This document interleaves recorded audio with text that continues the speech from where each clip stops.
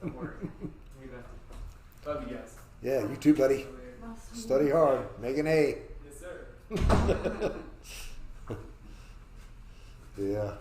Did you ever see the movie Oh God with George Burns? It was such a good movie. I think I did. Yeah. They decided to give him a test. He gets his written test and he hands it back to the guy. He says, I hope I make an A. Like, yeah. I should find that and watch it again. That was good. Okay, so chapter 4. If you look on your outline, I use this outline for the next. This is the next broad section, section 2 of Hosea, and you can kind of see how chapter 4 breaks down 5, 6, and so on and so forth.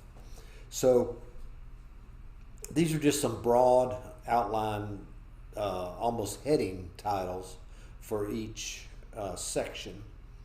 And we will look at the high points going through. The first 3 verses we really do have to look at. And really all of chapter 4, because it deals with so much that we consider, it deals with religious leaders, the people, and just why God is upset to begin with. And we've already uncovered this in the first 3 chapters through the whole illustration that we have with Hosea and Gomer. This just drills it down deeper. The same information, some of the same information that we've gone over already with Amos and Micah. Not as much messianic material in this work until we get to the final section, and then chapter 11. At the end of each section, there's a chapter that kind of brings about the redemptive nature that God is going to deal with His people. So we get really 2 stanzas, so to speak, of the song that gives much hope to the situation. So it says, hear the word of the Lord, people of Israel, for the Lord has a case against its inhabitants of the land. So it's like they're calling them into court, and God is there making His case. There is no truth, no faithful love, no knowledge of God in the land. So this knowledge that is speaking of here, we see this word often through these next several chapters. And of course we know that there's 2 ways to know something. You can know a person by reading about them, or if you're fortunate enough to really know the person that you're reading about, there's a difference, right? So knowing a person is an intimacy, and it might be very shallow type of intimacy. So let's take, for example, you read some information about your U.S. congressman. All right. Then one day, by chance, you get to meet him, and you're at a place where you can spend 10 or 15 minutes, just you and him or her, and you're really talking, and you leave there feeling like, I really know more of this person. But then you have the opportunity to go spend a weekend on a trip somewhere, and you're really going to be able to spend hours with this person. And by the time you're through with that, you really feel like you know the way the mind works, the heart, everything about a person. So that's the kind of knowledge that God is speaking of here. There's no knowledge left in the land of that toward me. No one. Everybody just talks about me, but they really don't know me. And he says there's no truth, no love, no knowledge of God in the land. Cursing, lying, murder, stealing, and adultery are rampant. One act of bloodshed follows another, and for this reason the land mourns. And he's using that poetically, of course, but the land was part of the promise of God to His people. And so in a very real sense, the land is mourning. It's been wrapped up in this great blessing of God, and now it's being bastardized in a lot of ways. It's just being wasted. So he says, for this reason the land mourns, and everyone who lives in it languishes or is failing, along with the wild animals and the birds of the sky. Even the fish of the sea disappear. There's just it's just becoming a waste everywhere you look. But let no one dispute, let no one argue, for my case is against you, priest. So here is, if you look in the outline, the priest's guilt.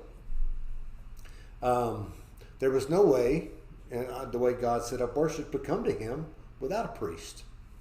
There was someone who had purified themselves so that they could offer purification for you so that you could go into God's presence. But now, I have a case against you. It says, you stumble by day, the prophet will also stumble with you by night, and I will destroy your mother, or I will destroy the nation of Israel. So he's saying that they've got no direction, they've got no, there's no stability in the priesthood. And also, most of the prophets were a problem. They were not speaking God's words, they were speaking whatever the kings wanted to hear, and were taken care of and getting rich really by it. He says, my people are destroyed for lack of knowledge, same knowledge that I spoke of before, because you have rejected knowledge. Because you have rejected knowledge, I will reject you from serving as my priest. So other places where we find God saying he's going to reject us is only because we've rejected him first. Okay? So this is the same thing that he told Asa. If you seek me, I will allow myself to be found. But if you reject me, I'm going to reject you. So all of that's coming to pass here. It says, so I'm going to reject you from serving as my priest. Since you have forgotten the law of your God, I will also forget your sons. So, yeah. So part of the whole promise thing with God is that when he brought them out of the land of Egypt, just obey my commands. It's going to be good for you, you know. And so they don't. And so what's damaged by that? The progenitor being able to pass on that promise, okay? Being able to live under that blessing. So he's not out for bloodshed here as much as he is. Your sons are just not going to enjoy the promise that was available and the blessing that was available. Then he goes on, the more they multiplied, the more they sinned. This was being passed on from generation to generation. I will change their honor into disgrace. They feed on the sin of my people. They have an appetite for iniquity. The same judgment will happen to both people and priest. I will punish them for their ways and repay them for their deeds. They will eat but not be satisfied. They will be promiscuous but not multiply, for they have abandoned their devotion to the Lord. Promiscuity, wine and new wine, take away one's understanding. So here we are. Everything's just, you can kind of see the whirlpool pulling everything down. And there's a lot of important ideas here. The same judgment that happens to people and priests, it's almost to the point. In fact, the Hebrew kind of reads this way, that the people are leading the priest rather than priests are leading the people. And they're just bringing the whole thing down into destruction. So, like Jesus said, sheep without a shepherd. And that's what's going on here. So they're just running loose in this vast expanse. No direction, no care, no nothing. My people consult their wooden idols, and their divining rods inform them. For a spirit of promiscuity leads them astray. They act promiscuously in disobedience to their God. So what's he talking about? You're worshiping idols. And your real relationship is with them, not with me. They sacrifice on the mountaintops. They burn offerings on the hills and under oaks, poplars, terebinth trees, because their shade is pleasant. Okay, and so your daughters act promiscuously, and your daughters-in-law commit adultery. He's saying that this is all referring to idol worship. Everyone has been led astray by this. I will not punish your daughters when they act promiscuously, or your daughter-in-laws when they commit adultery, for the men themselves go off with prostitutes. Meaning, when you look in the law, a woman that was caught in adultery, what happened to them? Stoned them. God said, I'm not going to put that on them when you're doing the same thing. So I'm not going to just punish some of you, because this is talking about spiritual adultery. I'm punishing all of you for this. This is a family affair at this point. So he says, golf with prostitutes and make sacrifices with cult prostitutes. People without discernment are doomed. And that's just a summary statement that he puts at the end of this. People without discernment are doomed. Everybody should go post that on their Facebook feed today. Because we are a people without discernment. And if you have no discernment in regards to what God has laid out for you, you are doomed. I mean, it just speaks it as plain as day right there. When I read that, I was thinking, wow, what a succinct message for our time today. All right, when we get to 15, this is, 4:15. Oh, I forgot to put it on there. Oh, no, it didn't. It goes all the way to 19. So, the subheading is a little different here. Israel, if you act promiscuously, don't let Judah become guilty. Meaning that you're doing this, don't pollute the southern kingdom too. But he's got a judgment waiting for them already because they're having their own problems. Don't go to Gilgal, which is in the south, or make a pilgrimage to Bethaven, which is in the south. And do not swear an oath as God lives, for Israel is as obstinate as a stubborn cow. Can the Lord now shepherd them like a lamb in the open meadow? So, can you shepherd sheep when they're spread out in this vast area? No, you can't do it. They're just running crazy. So, when you take the obstinate, stubborn cow that's just running wild, and he's connecting those, not he's comparing them with this sheep that are just running wild. And then it goes on. Ephraim, which is the north, is attached to idols. Leave him alone. When their drinking is over, they turn to promiscuity. Israel's leaders fervently love disgrace. Wow. A wind with its wings will carry them off, and they will be ashamed of their sacrifices. So he's referring now to a bit of judgment there, that they have fallen in love with their disgrace, and I'm going to carry them away into exile because of it. Okay. So he says, hear this, priest, goes on. Pay attention, house of Israel. Listen, royal house. For the judgment applies to you, because you have been a snare at Mizpah, a net spread out over Tabor. Rebels are deeply involved in slaughter. I will be a punishment for all of them. So he's saying, your leaders are causing this problem. It's spread out over the whole land. When you look at this geographically, they've drugged the whole nation down. So we get a lot of this. It sounds like it's repeating, and some of it is. But each time that he speaks to it, he's speaking to he's concentrating on a different geographical area or a different group of people. So he's really creating an emphasis on just about every group of people, every demographic that is living in the land. So everyone gets a message particular for them, which is what he gives us now. I know Ephraim, and Israel is not hidden from me. For now, Ephraim, you have acted promiscuously. Israel is defiled. Their actions do not allow them to return to their God, for a spirit of promiscuity is among them. So what is he saying here? The more that you do this, the more you develop a spirit for doing it. You get an appetite for doing it. And and then God's gone. I mean, you don't know where to find him. You don't know how to find him. So that's what he's speaking of here.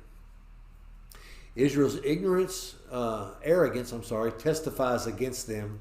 Both Israel and Ephraim stumble because of their iniquity. Even Judah will stumble with them. They go with their flocks and herds to seek the Lord, but do not find him. So the thing is here, they're carrying the people with them. They've got them all wrapped up in this failing life together. But they keep going around seeking the Lord, but they're not going to find him. He is withdrawn from them. They betrayed the Lord. Indeed, they gave birth to illegitimate children. Okay? What's he saying? You've brought up children, not in the worship of Yahweh. Now the new moon will devour them along with their fields. So what he's saying here, the festival sacrifices and all those things that you love to make so much, they're going to be devoured. What was the new moon festival for to Baal? It was for fertility. Okay, so the fields, what you were worshiping was for the fields to be fertile, and your cattle to be fertile, your stock, and even your concubine or your wife. So all of that was worshipped, and not going to God for. They were just ignoring him, and he had pulled away. So it says, blow the ram's horn in Gibeah, the trumpet in Ramah, raise the war cry in Bethaven. Look behind you, Benjamin. Ephraim will become a desolation on the day of punishment. I will announce what is certain among the tribes of Israel. So what he's saying here is, you better be paying attention, Judah. Look behind you and see what's happening to your brother. It isn't good. He says, I will announce what is certain among the tribes of Israel. The princes of Judah are like those who move boundary markers. All right, so now in verse 10, he really begins to bite into the leadership in the southern kingdom. They're really not any better. What's he speaking of here? They're moving boundary markers. Okay, what's that illustrate? One thing is it's an offense against your brother, because it was your brother that had joined you. So this is talking about thievery and injustice.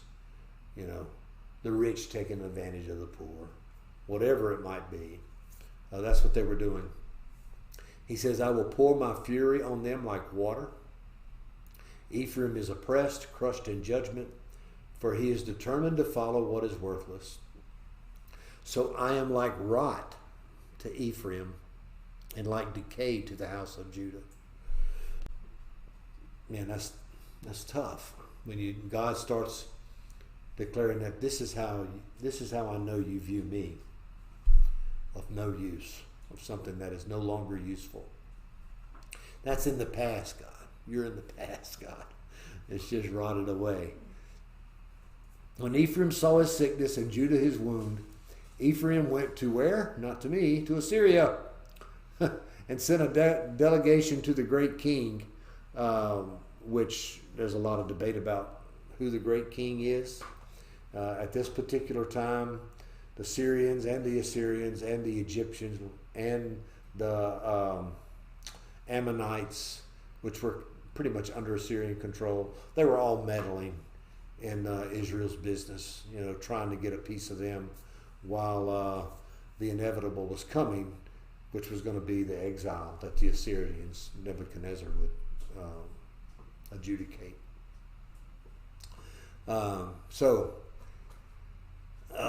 But he cannot cure you or heal your wound, for I am like a lion to Ephraim, and like a young lion to the house of Judah. Yes, I will tear them to pieces and depart. I will carry them off. No one can rescue them. So what's God saying?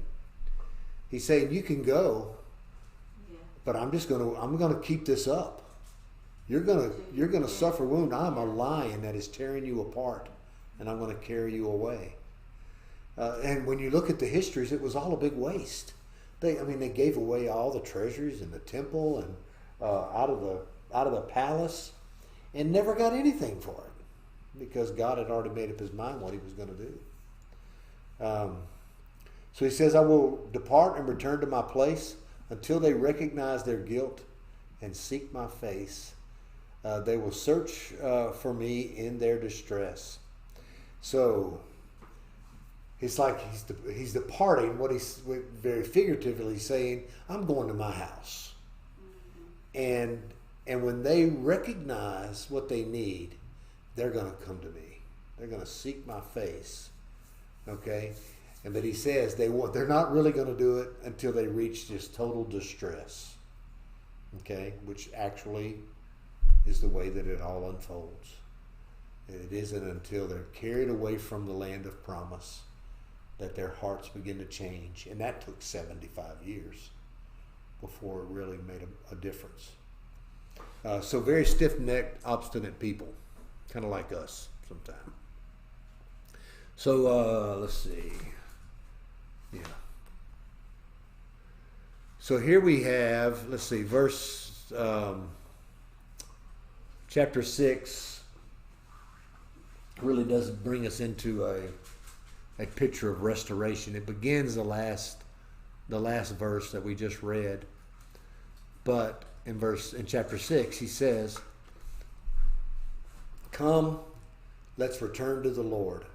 Now this is the nation speaking.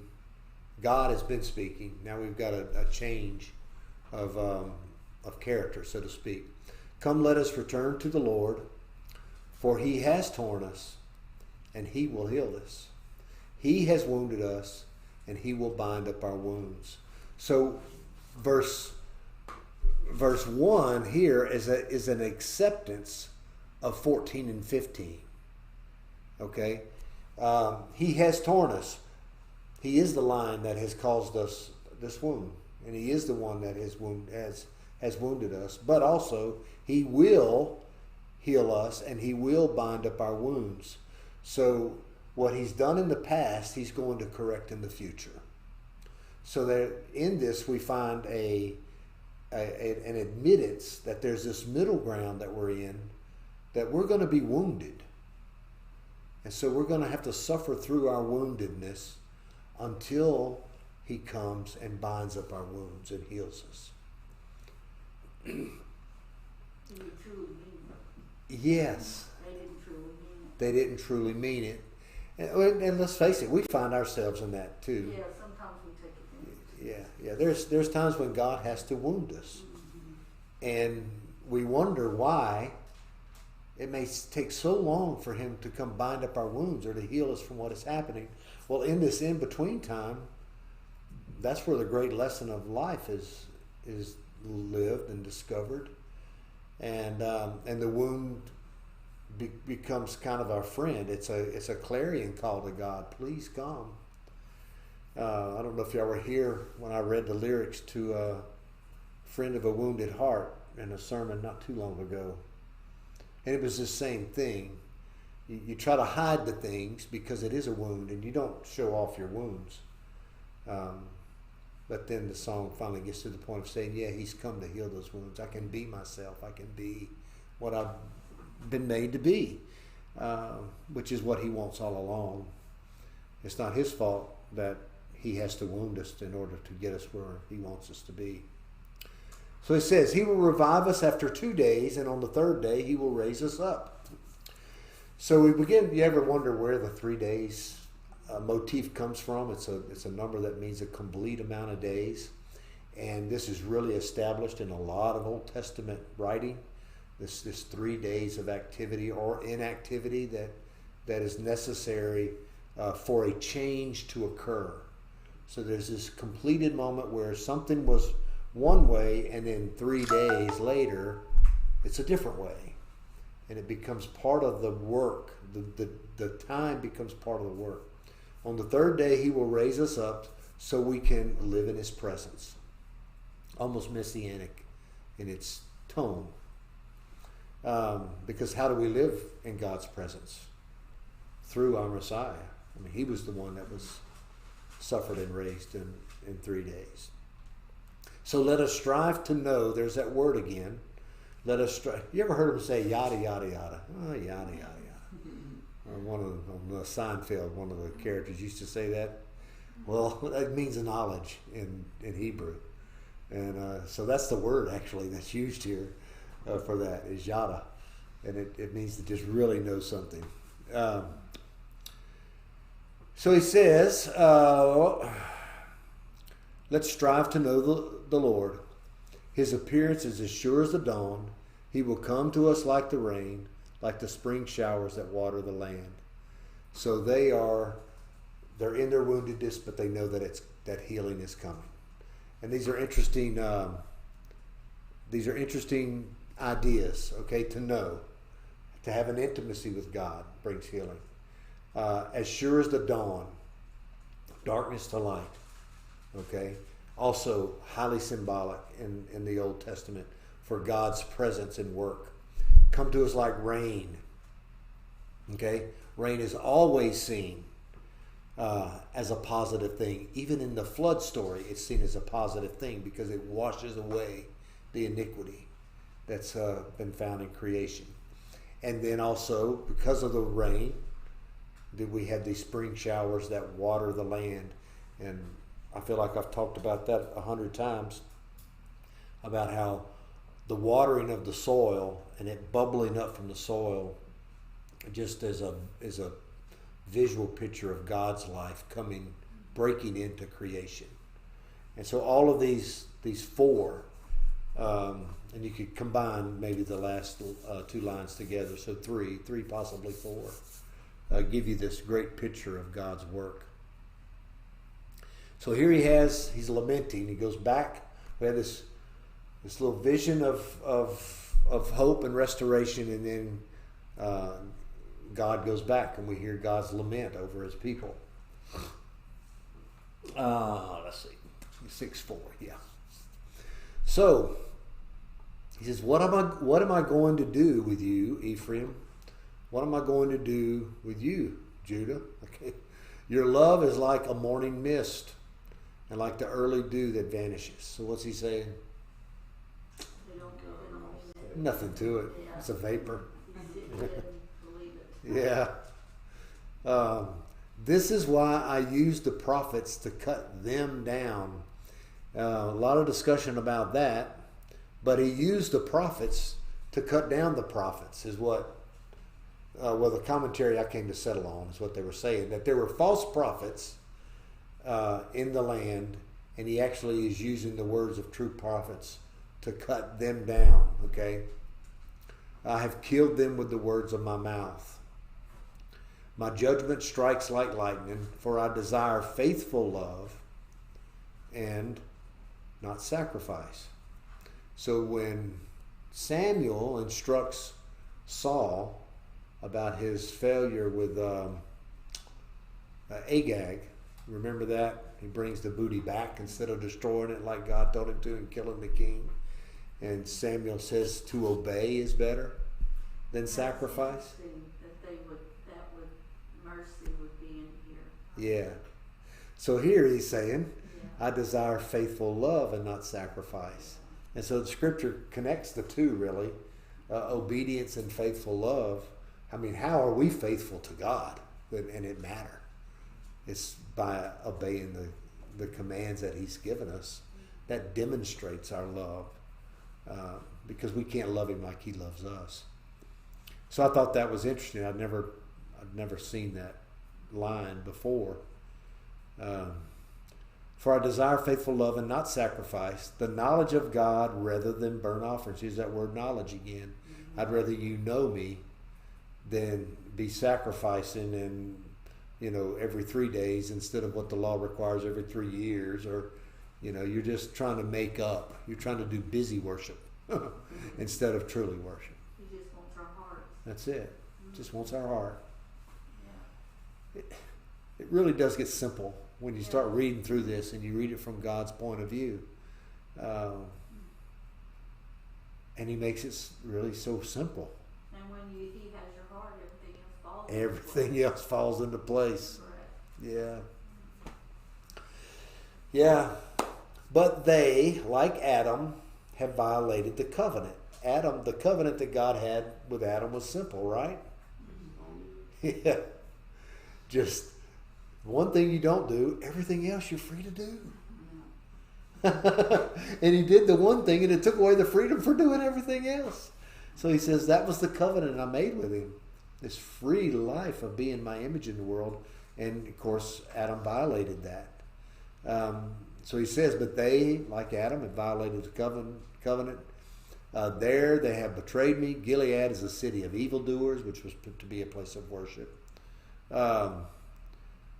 Tracked with bloody footprints, like raiders who wait in ambush for someone. A band of priests murders on the road to Shechem.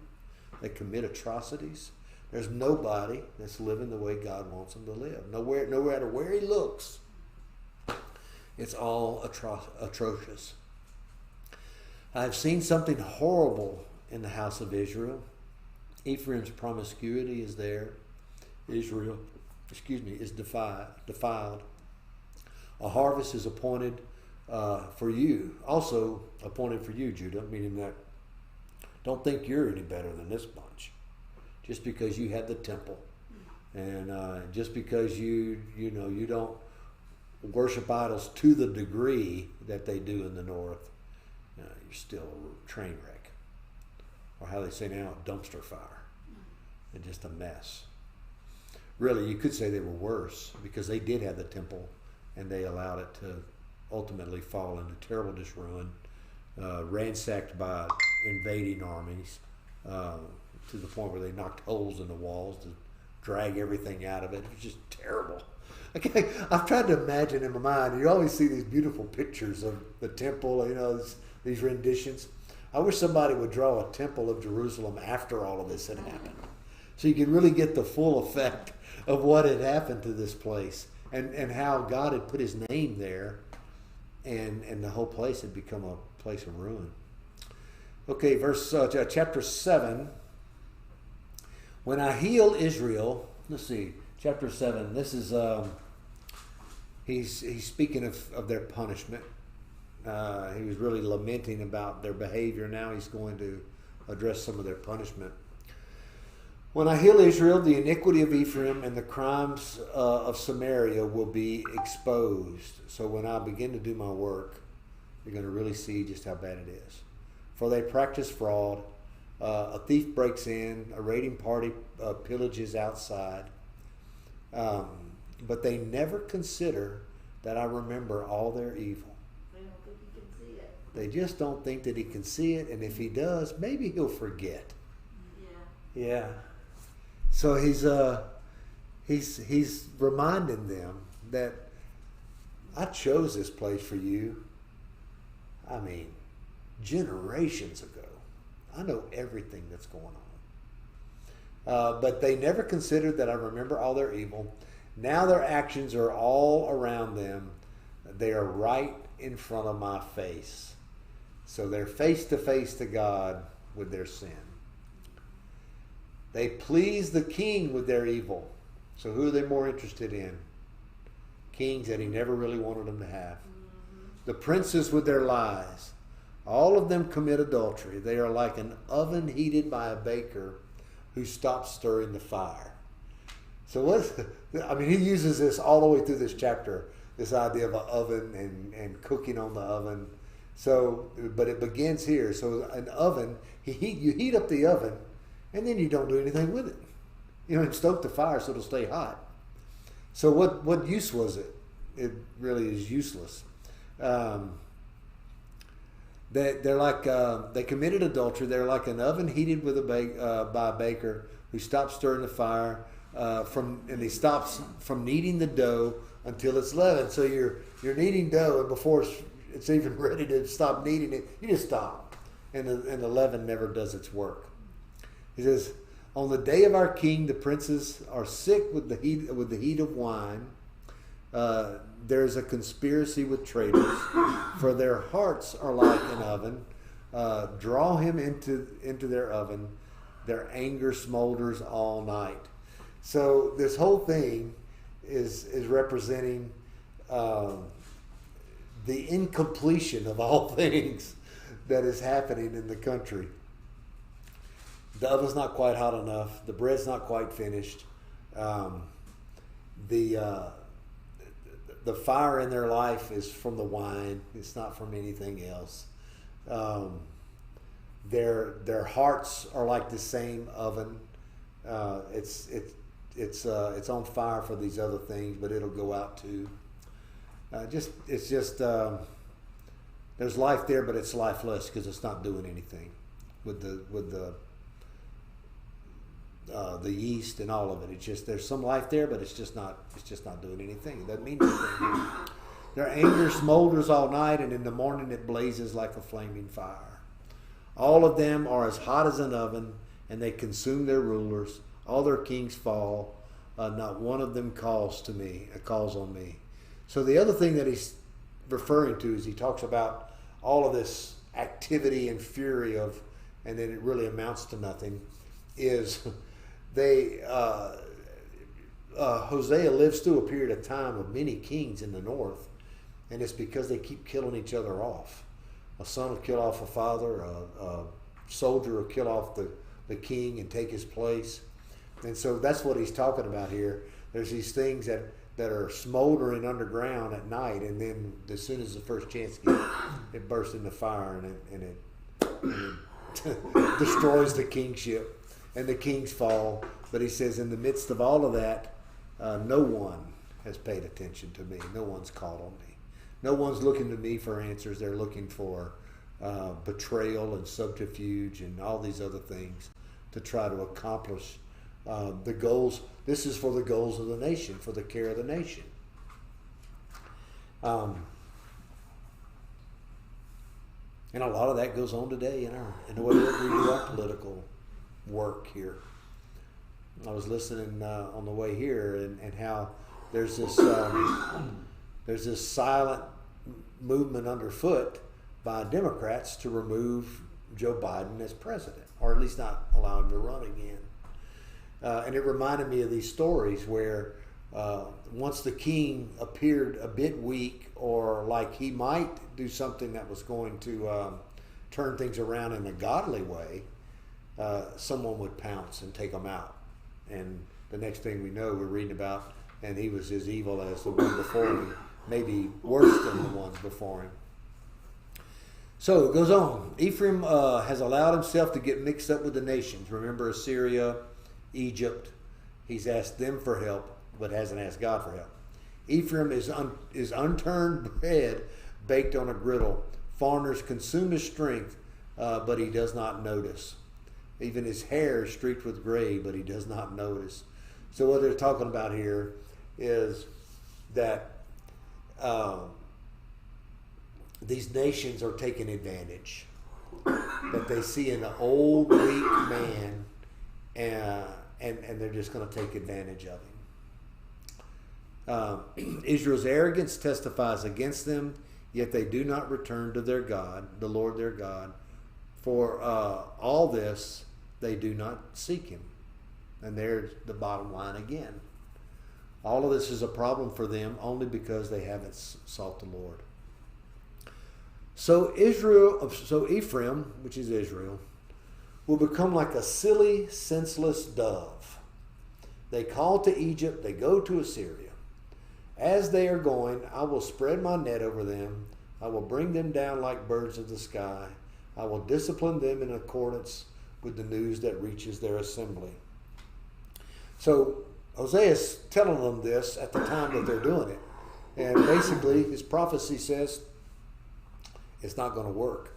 God's going to keep it from working so that he can bring you down and carry you off like he intends to do. All right.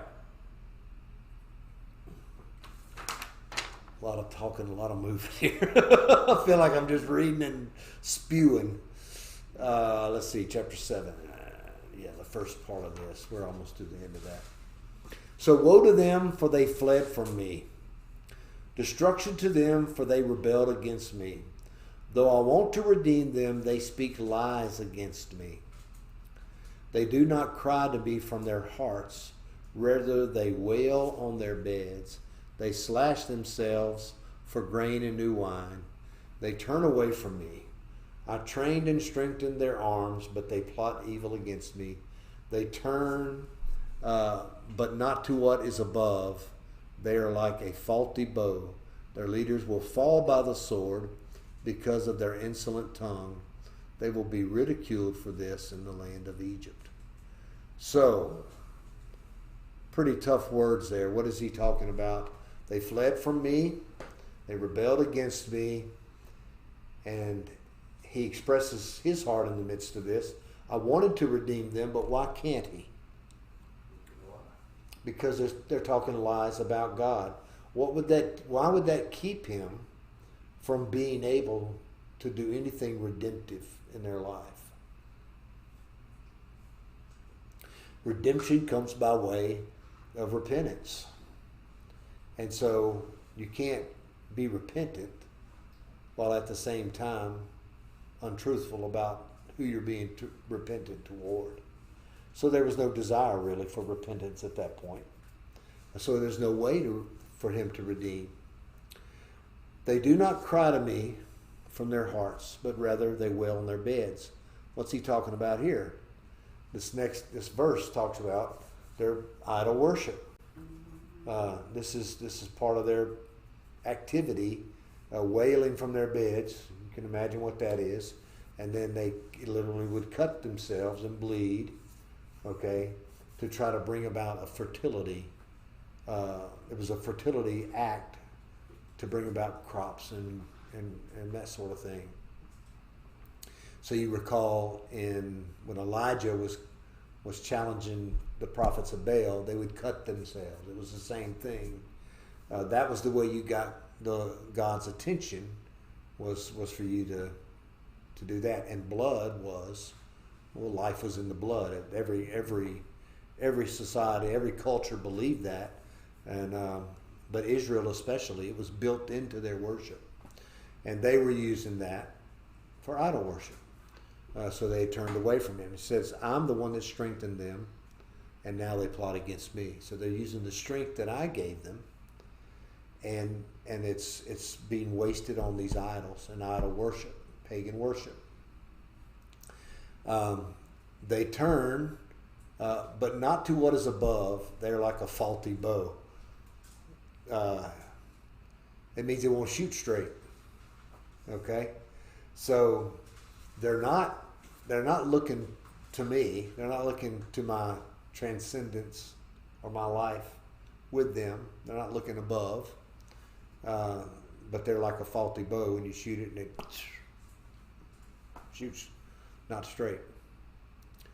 Their leaders will fall by the sword because of their insolent tongue. Meaning, they're not worshiping me. They're speaking against me. And so all of this is going to come tumbling down because it all comes back to the relationship that God wanted with his people.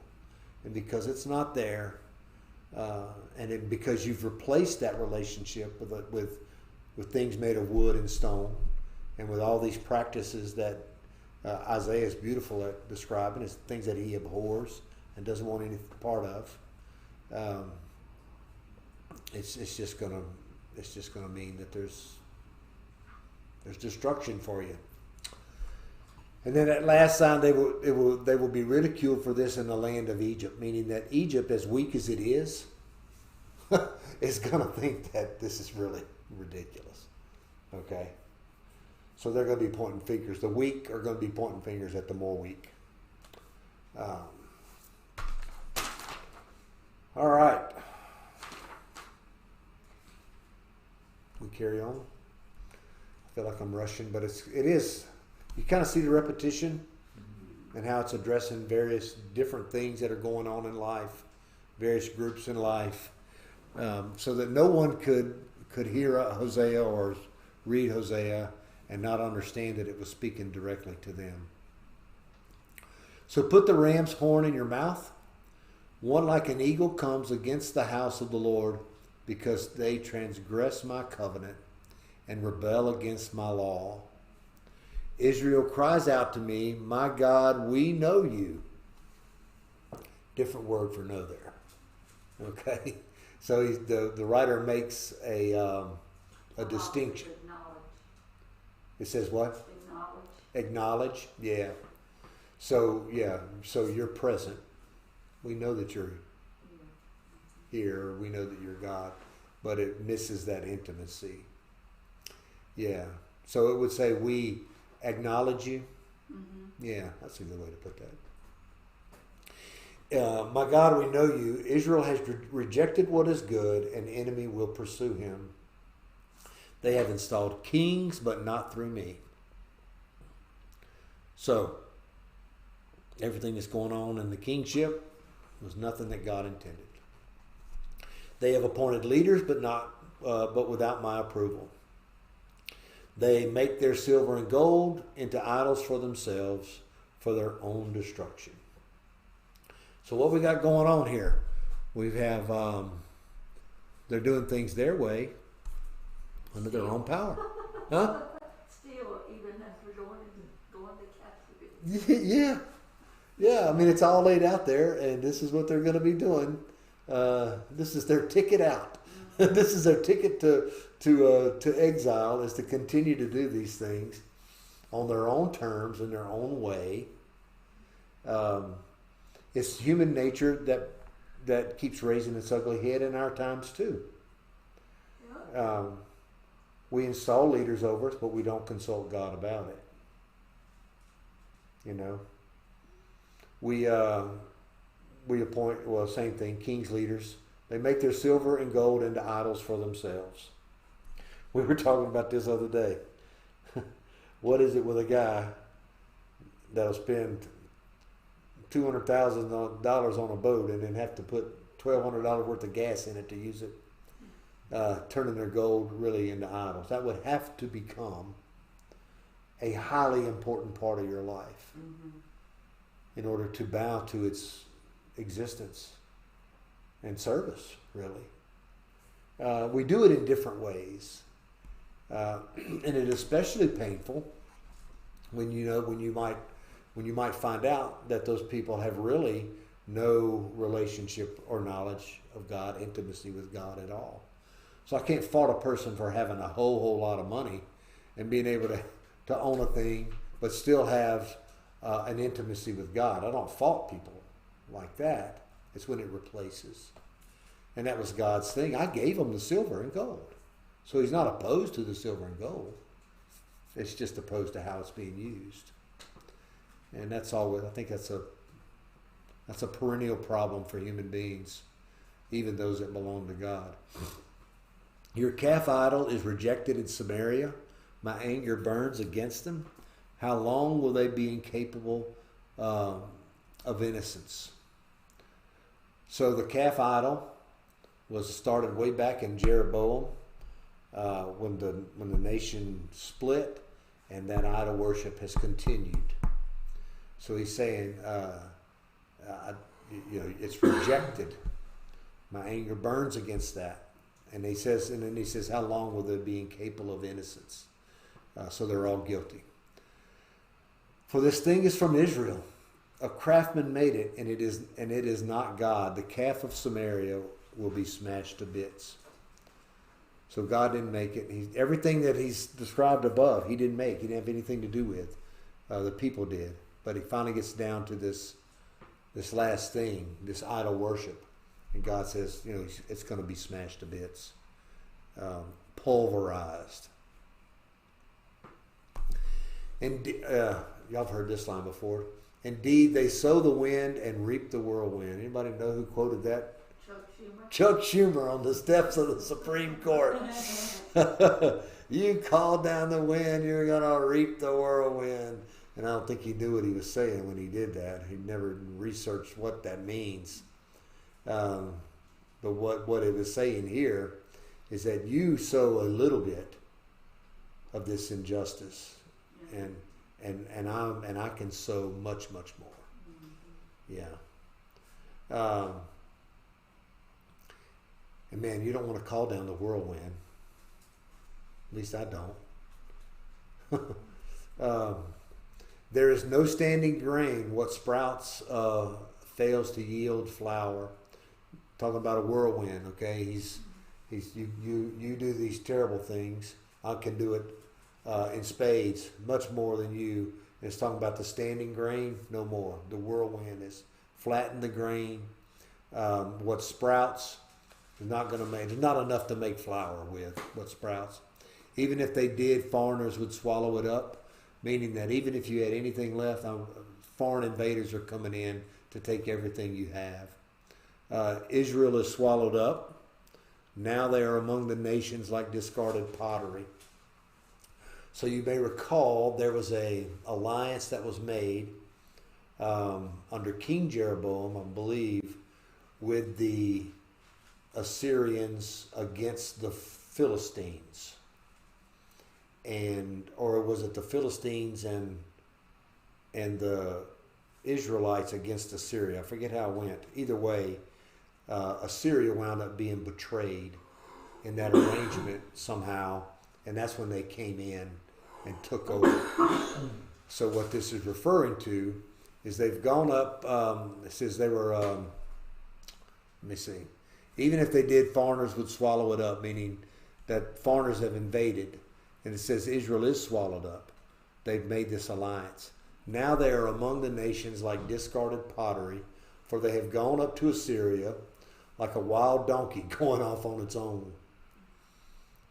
All right, so they went to Assyria for help.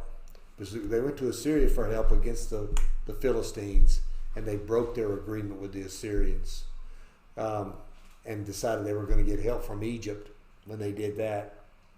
And Egypt was so weak, they never even marched north. For they have gone up to Assyria like a wild donkey going off on its own. Ephraim has paid for love. What does that mean? We all know what that means. Even though they hire lovers among the nations, I will now round them up, and they will begin to decrease in number under the burden of the king and leaders. So, this is a prediction of what is going to fall out as a result of these military and political alliances that are happening. Okay, they went and they paid for help when God gives it freely. So they emptied the treasury in the temple, they emptied the treasury in the palace, and they tried to buy their security. And God says, now that they've done that, I'm just, it's wasted. I'm going to round them up and I'm going to carry them off into exile. When Ephraim multiplied his altars of sin, they became his altars for sinning. Meaning that the more that you prepare to sin, the more often you're going to sin. And that's just a fact of life. Though I were to write out for him 10,000 points of my instruction, they would be regarded as something strange. So I thought this was interesting. God says they won't have a relationship with me, a knowing, intimate relationship. But he said, even if I gave them a checklist of things to do, 10,000 things, where it's right down to the meticulous detail, he said they would ignore it. They would treat it as some kind of crazy idea. Though they offer sacrificial gifts and eat the flesh, the Lord does not accept them. Now he will remember their guilt and punish their sins. They will return to Egypt. They will return to slavery and lose their freedom. And what he's talking about there is they go to the temple and they make all the right sacrifices, but it doesn't mean anything. Israel has forgotten his maker and built palaces. Judah has also multiplied fortified cities. I will send fire to those cities, and I will consume their citadels. So again, he's speaking of, they put their security in their own military strength. And they're just not that strong. So let's say that you are the strongest. Let's say you're the biggest army in the neighborhood, and they weren't by any means. But let's say that they were. And there's 9 other nations out there that all would like to have a little piece of you. Well, once 2 or 3 of them get together, well, now they're the largest army, and you can't do anything about it unless you want to go try to get in bed with some other nations. And so what really upset God about all this is they went back to Egypt for help. The very place that he'd pulled them out of, they were going back there for their strength. And so it's just it's a perfect picture of just how they had lost their way with God, that they would rather go there than just humble themselves, give up all the worship of idols and return to him. They just couldn't do it. They had little flashes of it every now and then, but it would only be in Jerusalem. I don't recall one time in the northern kingdom where it lasted more than just a few years. But in Jerusalem it would happen where you would expect it to happen, right, in the temple district. But it wouldn't really happen outside the temple district, except for a few occasions. So Israel, do not rejoice jubilantly as the nations do, for you have acted promiscuously, leaving your God. You love the wages of a prostitute on every grain threshing floor. Threshing floor and wine vat will not sustain them, and the new wine will fail them. They will not stay in the land of the Lord. Instead, Ephraim will return to Egypt, and they will eat unclean food in Assyria. But all of it's true. It's what happened. So we can go back to the Hosea and Gomer story and see again that this is just a drilling down of that whole illustration that was provided. They will not pour out their wine offerings to the Lord, and their sacrifices will not please him. Their food will be like the bread of mourners. All who eat it become defiled. For their bread will be for their appetites alone. It will not enter the house of the Lord. So part of the sacrifice was bread. Okay? And so he's saying that they'll have new wine, but it won't be offered. They'll have bread, but it won't be offered. It'll just be for their appetites. So no regard for God at all. And this is, for their bread will not be for their appetites alone. It will not enter the house of the Lord. What will you do on a festival day, on the day of the Lord's feast? Even if they flee from devastation, Egypt will gather them and Memphis will bury them. Thistles will take possession of their precious silver. Thorns will invade their tents. So they had gone seeking out help from Egypt. It never was that kind of conquest for Egypt. But what did happen is they depended on Egypt. Egypt failed, and it allowed for the Assyrian army to come in and just take everything because they had gone back on their agreement with them. So in essence, what Egypt did by not attacking the way that they were going to caused the other nations to be able to come in and take everything. The days of punishment have come. The days of retribution have come. Let Israel recognize it. The prophet is a fool and the inspired man is insane because of the magnitude of your iniquity and hostility, saying that there is not a wise man or a prophet among you that's got anything to say. Ephraim's watchman is my God. Yet the prophet encounters a bird trap on all his pathways. Hostility is in the house of his God. So Ephraim's watchman is the prophet, okay? The true prophet. And he is with his God. Yet the prophet encounters a bird trap on all his pathways. Hostility in the house of God. What does that mean? It means nobody wants to hear what the real prophet has to say. And so he's constantly being shut up. They have deeply corrupted themselves as in the days of Gibeah. He will remember their iniquity. He will punish their sins. Boy, you get to reading all this stuff at one time and it gets kind of depressing. I've been reading it for 3 days. Yeah. So I discovered Israel like grapes in the wilderness. Let's see, where are we at on this outline? It's idolatry punished. Yeah, so I discovered Israel like grapes in the wilderness, just wild as it could be. I saw your ancestors like the first fruit of the fig tree in its first season. All right, so these are I shouldn't have said as wild as it can be because they weren't wild.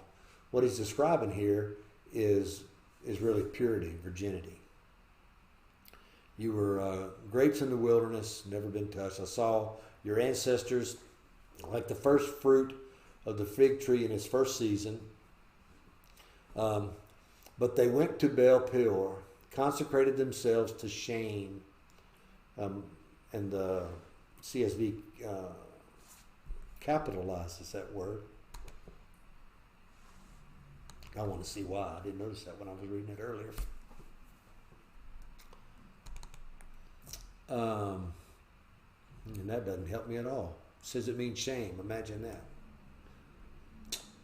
So here we go. I don't know why it's capitalized. Baal Peor. Y'all remember where that is?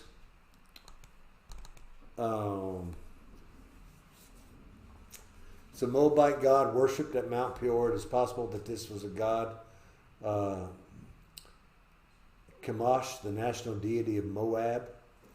While camped in Shittim, the Israelites were. Let's see if it showed up here. Nope.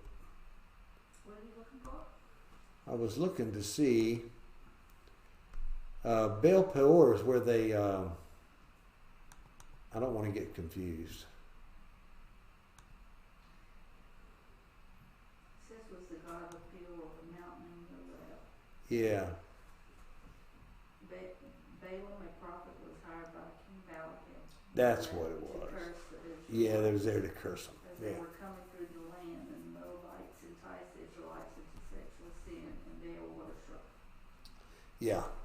So what he's referring to here is that they did do what they were cursed to do, or they were never cursed to do. That Balaam was paid to provide a curse, and they never were cursed.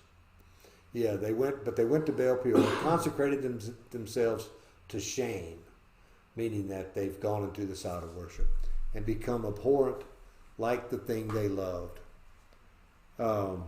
Ephraim's glory will fly away like a bird. No birth, no pregnancy, no conception.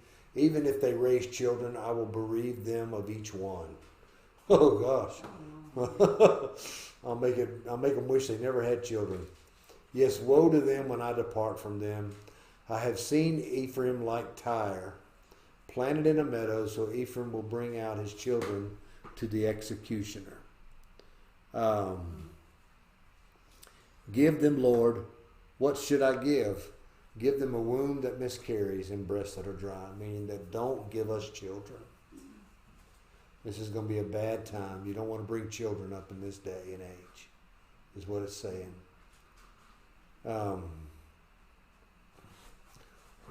Man. All their evil appears at Gilgal, for there I began to hate them. I will drive them from my house. Gilgal's, that was early on when they started their idol worship. I will drive them from my house because of their evil, wicked actions. I will no longer love them. All their leaders are rebellious. Ephraim is struck down. Their roots are withered. Even if they bear children, I will kill their precious offspring in their wombs. God will reject them because they have not listened to him. They will become wanderers among the nations. Man, that's a tough 3-4 verses there. Yeah. So he's describing there their punishment again. And then we're at chapter 10, and we're going to stop. So we can have something to bounce chapter 11 off next time. Oh, next week we won't have it. We got Bible school next week. Yeah. So we'll wait. We'll stop there. We'll pick up on chapter 10 next time, and then when we get to 11, the whole thing changes for the good. It's a little more hopeful, which we're ready to get to, right? There's this thing that we. Hmm? Went through Amos and Micah. and Micah, and now here, and it's like a repeat of Yeah. everything. It's kind of boring. Yeah. I know. We're kind of ready to get through it. The third section is the section everybody likes to read anyway, so we'll get to it the next time. Because it is messianic. It has messianic overtones, and that's what we're looking for. The thing that we don't really notice when we do all of this is that the nation's misbehaving, obviously, in every way that you can imagine. And it would have continued for who knows how long, unless God intervenes and does something. And so when he does, the way that he deals with their sin never equals the height of their sin. Okay, their sin is always worse, but his mercy is always more. And then we get to the New Testament, and his solution surpasses our sin, and so his mercy is poured out on Christ, and then he returns that mercy to us. But without him behaving in such a way, we could have never gotten to the point where we are with God. Had he ever chosen to deal with sin the way that he should have, there would have been no people left to be saved. Well, it never talks about anybody good in these books. It's like the whole, Yeah. I mean, even in the New Testament, you talk there were Christians and non-Christians. But in these Old Testament books, God never talks about anybody good. No. Like, Well, where are they? the closest you get is a prophet that speaks for him, and then he gets shut up or killed, or Goes about his way after he says what he has to say. yeah, like Elijah, he appears and then he disappears. Yeah, I know, and so it does. For me, it draws greater attention to how remarkable and wonderful the cross of Christ is, because once we are repentant and we're in that posture of confession, and then we're ready to be in that discipling life with him and following, then all the things that this hopes for is reality for us. And we don't have to ever wonder again if it's gonna, what God may have to do next with us.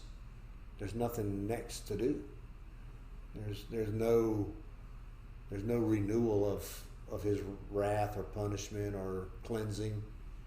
It's there for us always, every day. And living in that is our responsibility. It's part of the way, like it said, how we love God is how we obey God. And when we obey him, we're in good shape. Well, and the thing about it is once you've made that profession of faith, you no longer have to worry about the wrath of God. That's right. That's the non-Christians have to worry about the wrath of God that's coming. We don't have to worry about it. That's right. Yeah, we appear at the bema seat of God when all that's done. And everybody else appears at the judgment seat of God. That's right. Yeah. Yeah. All righty. Well, that's it for me tonight. Thank you. You are welcome. Thank you, Ronnie and Tessa. Yeah. Did you want me to make We're going to be eating how